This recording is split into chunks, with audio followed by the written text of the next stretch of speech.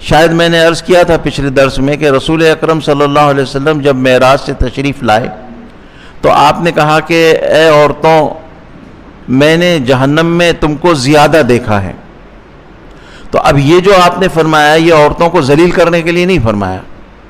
یہ عورتوں کی برائی اور ان کو رسوا کرنے کے لیے آپ نے یہ نہیں فرمایا کہ میں نے تم کو جہنم میں زیادہ دیکھا ہے،